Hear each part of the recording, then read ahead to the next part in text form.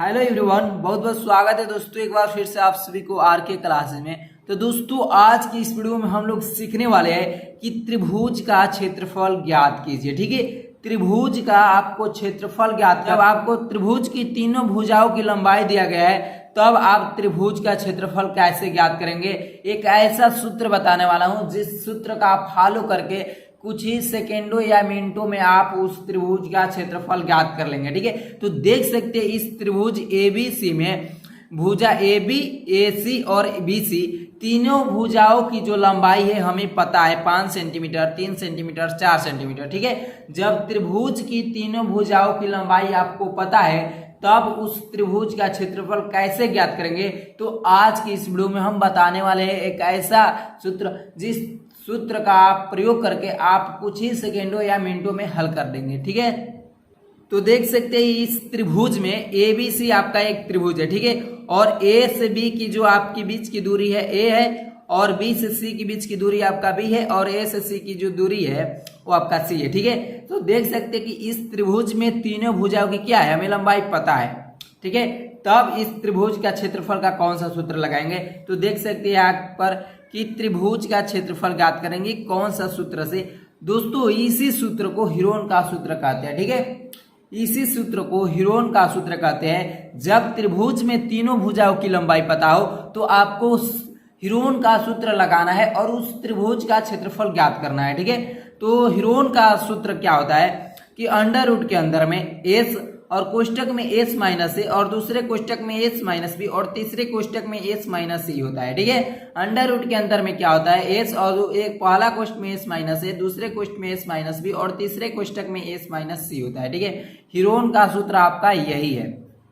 अब इसमें देख सकते हैं कि s a b और c इसमें क्या है, s a b c क्या है। तो आप आगे देख सकते हैं कि जो आपका ए बी तथा सी है वो कुछ नहीं है, त्रिभुज की भुजाओं की लंबाई है। क्या है, वो त्रिभुज की भुजाओं की लंबाई है। जो आपका त्रिभुज ABC है, इस त्रिभुज में जो आपका A है वो आपकी भुजा की लंबाई है और B है यो भी आपकी भुजा की लंबाई और C भी भुजा की लंबाई है। ठीक है, त्रिभुज की भुजाओं की लंबाई है ABC। ठीक है, अब आगे देख सकते हैं कि इसमें S क्या है, S क्या है।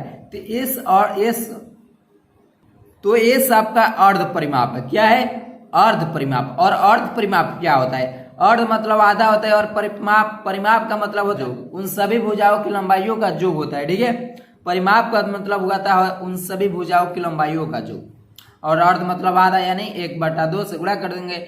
तो देख सकते हैं कि S क्या है, ABC त्रिभुज ABC में तीनों भुजाओं की लंबाइयों का योग और अर्ध का मतलब आधा, तो 2 से भाग कर देंगे। तो S आपका अर्ध परिमाप है और S कैसे ज्ञात करेंगे। तो A plus B plus C बट्टा में 2, A plus B plus C बट्टा में 2, इस सूत्र का प्रयोग करके अर्ध परिमाप यानी S निकालेंगे।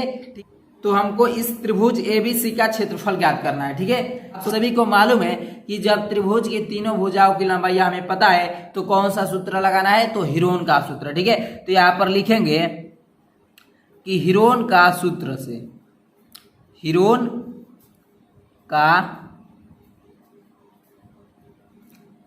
सूत्र से। तो दोस्तों हीरोन का सूत्र क्या होता है, तो अंडर रूट के अंदर में क्या होता है S और कोष्टक में S माइनस ए, दूसरे कोष्टक में S माइनस बी और जो तीसरे कोष्टक में होता है S माइनस सी होता है। ठीक है, अब हमको S कैसे ज्ञात करेंगे, तो यहाँ पर लिखेंगे सबसे पहले ध्यान दो आपका A क्या है। तो A इक्वल क्या है, 5 है, A इक्वल टू 5 सेंटीमीटर है और B इक्वल क्या है, तो B इक्वल है 3 सेंटीमीटर और आपका जो C इक्वल है वो 4 सेंटीमीटर है। ठीक है, आपको लिख लेना है ABC का मान। तो आपको ABC का मान लिख लेना है। ठीक है, अब आपको S ज्ञात कर लेना है सबसे पहले कि S इक्वल टू क्या, तो S बराबर A plus B plus C बट्टा में 2 होता है। ठीक है, तो A का मान है 5 प्लस B का मान है 3 प्लस में 4 बट्टा में 2 हो जाएगा। तो 5 3 कितना हो गया 8, 8 में 4 12, 12/2। ठीक है, 12/2 यानी S इक्वल टू कितना आ गया, तो 6 आ गया। S इक्वल टू कितना आ गया, तो 6 आ गया।